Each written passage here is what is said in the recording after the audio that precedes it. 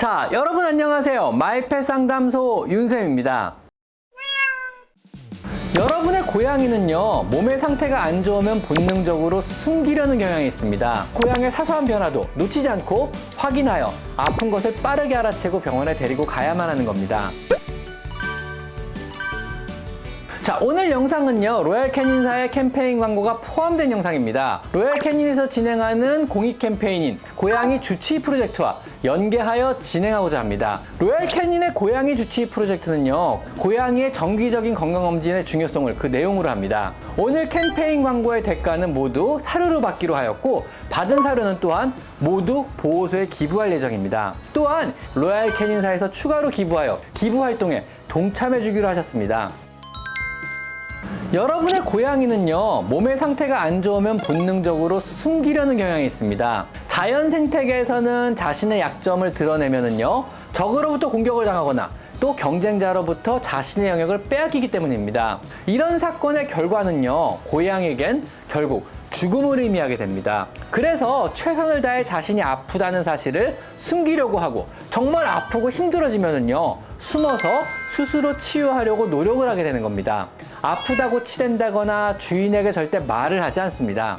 그래서 우리 집사들은요, 이러한 고양이의 사소한 변화도 놓치지 않고 확인하여 아픈 것을 빠르게 알아채고 병원에 데리고 가야만 하는 겁니다. 그래서 오늘은요, 여러분이 집에서 고양이 이상 징후를 쉽게 확인할 수 있는 여러 가지 요령에 대해서 한번 말씀드려 보도록 하겠습니다. 첫 번째, 기침을 한다. 한두 번 정도 기침을 하고 만다면은요, 그냥 가벼운 자극으로 한 것이니 별 걱정은 안 하셔도 됩니다. 아마도 집안의 먼지 때문일 수 있으니까 청소를 더 열심히 하시고 공기청정기를 잘 가동시켜 주시면 됩니다. 그러나 기침이 심하거나 콧물을 동반한 경우라면은요, 허피스 바이러스 감염 같은 고양이 감기일 수도 있습니다. 병원에 데리고 가보셔야 합니다. 다음 두 번째, 눈곱이 끼고 자주 눈물이 나온다면은요, 아침에 투명한 실 같은 눈곱이나 저녁에 아주 작은 검붉은색의 마른 눈곱이 생긴 것이라면은요, 이것은 무시하셔도 됩니다. 밤새 건조한 공기 때문이거나 집안의 먼지 때문일 것입니다. 눈 세정제나 인공 눈물을 눈에 자주자주 넣어주시고, 공기가 건조해지는 겨울이라면은요, 가습기를 틀어주시면 됩니다. 그러나 노란 눈곱이나 불투명한 흰색 눈곱이 낀다거나 혹은 눈물을 동반한다면은요, 안과 질환을 암시합니다. 결막염이나 강박염 등에 걸린 눈의 염증성 질환일 수도 있습니다. 바로 병원에 데려가 보시고, 혹 밤이라 병원에 데려가기 힘들다면은요, 눈이 더 손상되지 않도록 스스로 비벼서 눈을 더 손상시키지 않도록 임시로 엘리자베스 컬러를 씌워주시고 인공 눈물 같은 것을 넣어주어 눈의 자극을 줄여주신 연후에 다음날 병원에 데려가시면 됩니다. 세 번째로, 갑자기 털이 많이 빠진다면은요, 봄, 가을철로 털이 많이 빠지는 시기는 정상입니다. 털갈이의 시기이므로 털이 대량으로 빠지게 됩니다. 이때는 정말 부지런히 혹은 미친 듯이 브러싱을 해주어 빠질 털들을 미리미리 솎아주셔야 헤어볼 같은 문제가 생기지 않습니다. 안 그러면은요, 그 시기에 그루밍을 하면서 털을 많이 먹게 돼요. 구토를 한다거나 아니면 헤어볼 문제가 생길 수도 있습니다. 이러한 정상적인 털갈이 시기가 아니라면은요, 혹은 비듬을 동반한다든가 털이 부분 완전히 탈모가 된다든가 맨살이 보일 정도로 빠진다든가 소양감을 동반하여 간지러움증을 동반하여 긁는다면은요, 이때는 피부염이 의심될 수도 있으니까 꼭 병원에 데려가 보셔야 합니다.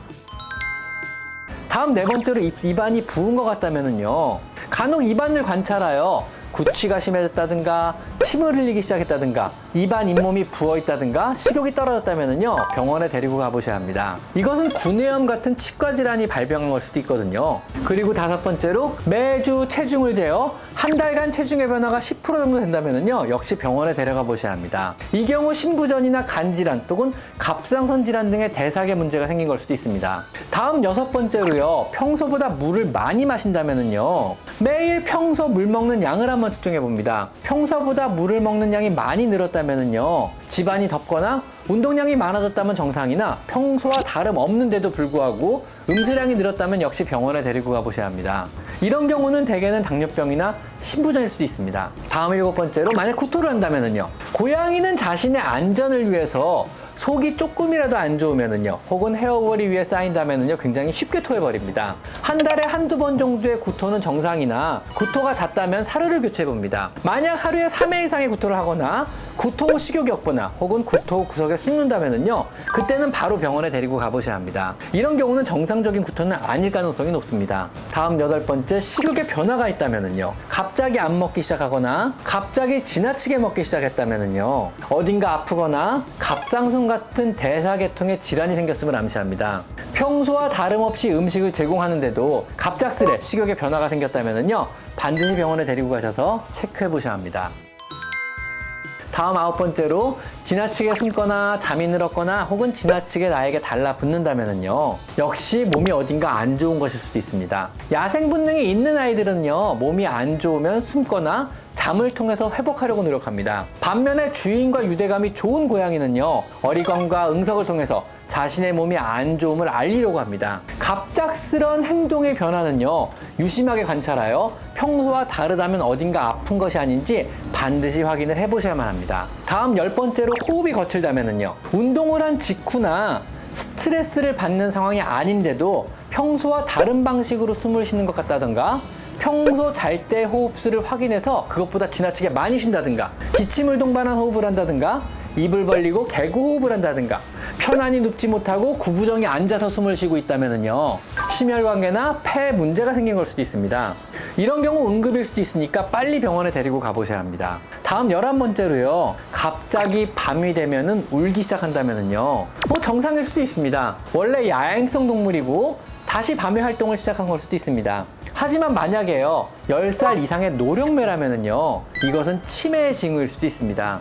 가까운 병원에 데리고 가셔서 치매 진단을 한번 받아보시는 것이 좋습니다. 다음 12번째로 화장실에 가는 횟수가 늘었다면요, 이런 경우는 일단 비뇨기 질환을 의심해 봐야 합니다. 평소 하루에 몇 번 정도 화장실을 가는지 한번 확인해 보시고요, 그 횟수가 늘기 시작했다면요, 방광염이나 FLUTD 같은 비뇨기 질환이 있을 수 있으니 병원에 데리고 가셔서 확인을 해 보셔야 합니다. 다음 13번째로요, 화장실에 가서 오랫동안 있게 된다면요, 역시 비뇨기 질환일 수 있습니다. 화장실을 오래 참아서 해결하는데 오랜 시간이 걸리는 문제일 수도 있고요, 아니면 시원하게 배뇨를 못해서 시간이 걸리는 걸 수도 있습니다. 두 가지 경우 다 병원에 데려가서 확인해 보시는 것이 좋습니다. 다음 14번째로요, 분변에 피가 묻어 있다거나 대변이 묽다면요, 역시 대장염 같은 소화기계에 문제가 생긴 것입니다. 역시 병원에 데리고 가보셔야 합니다. 우리가 집에서 볼 수 있는 이런 사소한 작은 차이가요, 고양이가 병에 걸렸음을 암시하는 징후들입니다. 이런 생활 속 고양이의 이상 신호들을 잘 캐치하여 더 큰 병으로 발전되기 전에 우리 고양이의 건강을 잘 관리해 주시는 것이 집사로서의 우리의 의무입니다. 오늘은 여기까지 마이펫 상담소 윤쌤입니다. 감사합니다.